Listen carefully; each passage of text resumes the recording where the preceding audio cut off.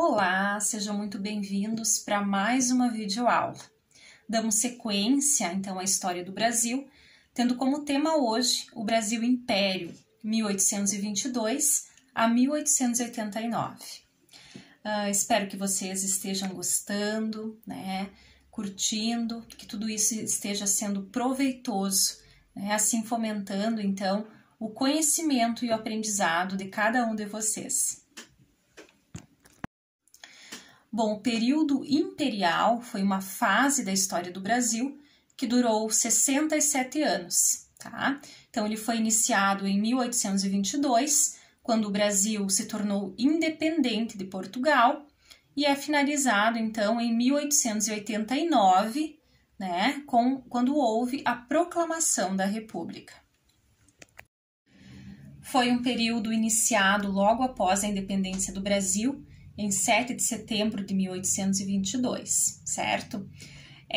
Então, ele foi um período em que o Brasil se organizou politicamente de forma monárquica, tá? Ou seja, ele era governado, né, por um imperador e esse poder era transmitido de maneira hereditária, ou seja, de pai para filho.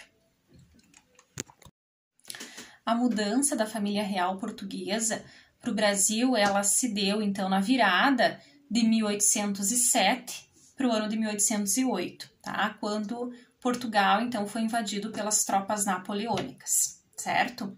Então, com isso, a família real portuguesa se mudou, né, para o Rio de Janeiro e iniciou ali diversas transformações, tá? Que elegiam, né, que colocavam o Brasil, então, em um outro patamar político, tá? E que, na verdade, foi responsável, né, então, pela fomentação e também pela antecipação da nossa independência.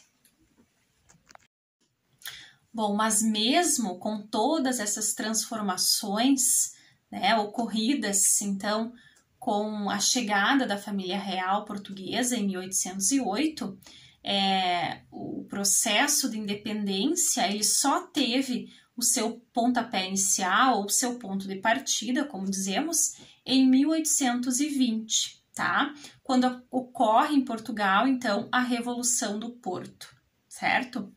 Então, o que foi a Revolução do Porto? Tá? A burguesia portuguesa, ela reivindicava o retorno de Dom João VI a Portugal, tá?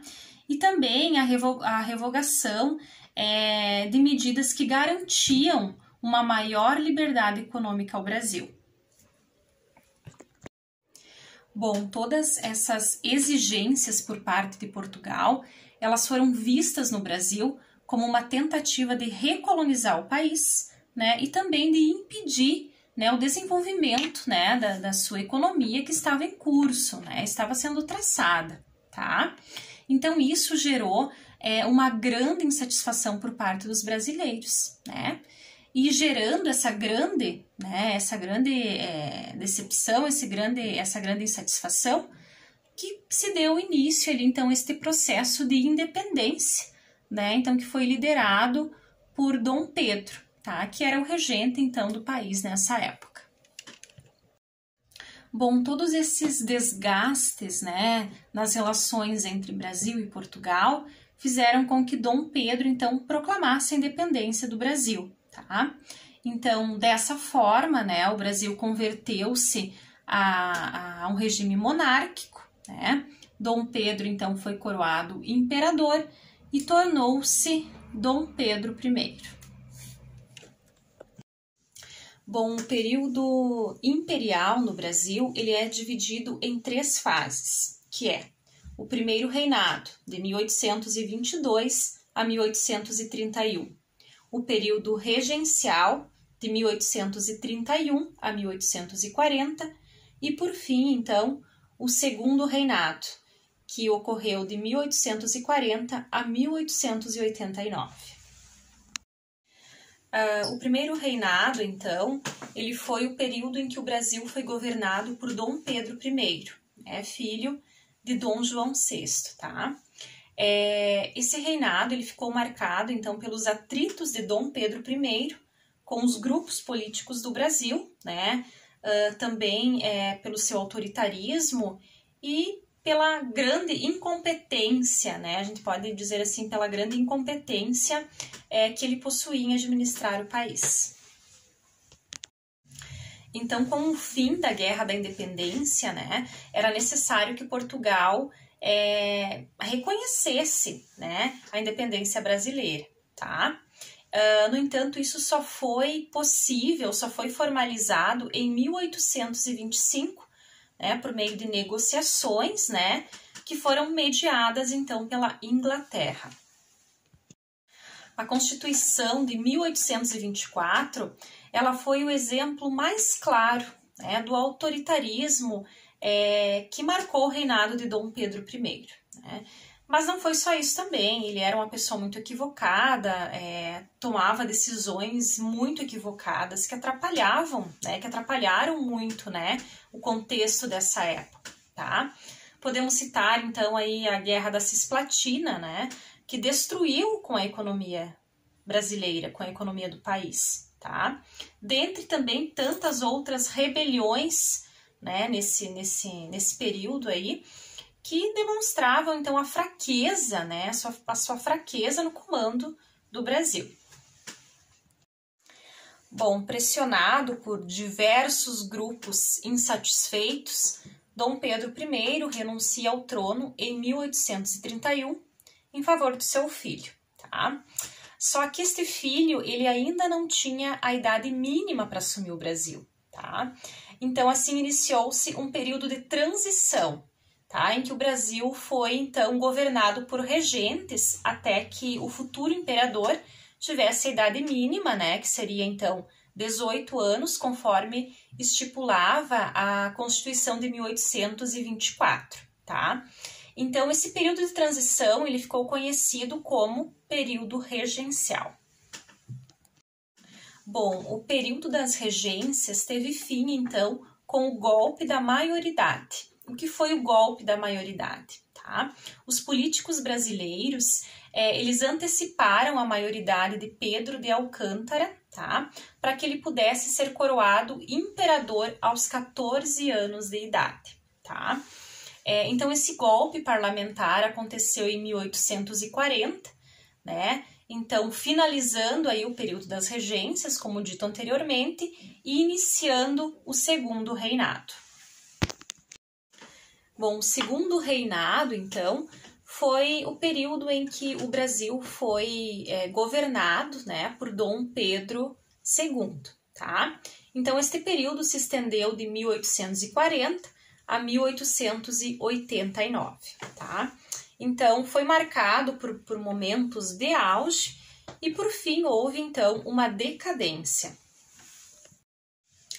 Bom, a campanha abolicionista, ela foi um dos grandes marcos, um dos grandes acontecimentos ocorridos no segundo reinado, tá? Então, quando Dom Pedro II assumiu a presidência do Brasil, ele já estava assim, sendo muito pressionado, né, pela Inglaterra para proibir, então, esse tráfico de pessoas escravizadas da África, tá? Então, com a proibição do tráfico ocorrida em 1850, inicia-se aí uma transição bem lenta, tá? Da abolição do trabalho escravo no país, tá? Que só foi ocorrer, na verdade, em 13 de maio de 1888, quando é assinada a Lei Áurea pela Princesa Isabel, tá? Então, 1888 estava aí chegando nos momentos finais, então, da monarquia no Brasil. Outro grande acontecimento que nós podemos citar aí no segundo reinado, né, ocorrido no segundo reinado, foi a Guerra do Paraguai, tá? Conflito, então, que teve início em 1864 e só teve fim, então, em 1870, tá? Com, então, a vitória do Brasil e também de seus aliados, né? Então, nesse combate, Brasil, Argentina e Uruguai uniram-se contra o Paraguai, tá? E também contra o ditador Solano Lopes. A Guerra do Paraguai, então, ela foi resultado dos choques de interesses, né, existentes entre as nações sul-americanas, tá? e teve então como consequência final, tá, a destruição do Paraguai, tá? Mas assim, para o Brasil, na verdade, as grandes consequências que a gente pode citar, né, as consequências principais foram o enfraquecimento da monarquia, tá? E a instauração de uma forte crise econômica no país. A decadência da monarquia, na verdade, ela foi resultado de um enfraquecimento nos meios políticos e nas elites econômicas do Brasil, tá? Então, isso fez com que o republicanismo ganhasse força, né? Ganhasse potência como uma segunda opção, né? Como uma outra alternativa política nesse contexto, tá? Então, essa forma de governo, ela foi, podemos dizer assim, viabilizada, então, pela conspiração dos militares à monarquia, tá? Então, nada menos, então, do que um golpe militar. Bom, liderada, então, por Marechal Deodoro da Fonseca, a República é proclamada em 15 de novembro de 1889. Neste contexto, então, Dom Pedro II e sua família, né, a família real, é exilada para a Europa. Tá? Então, finaliza-se aí o período imperial do Brasil.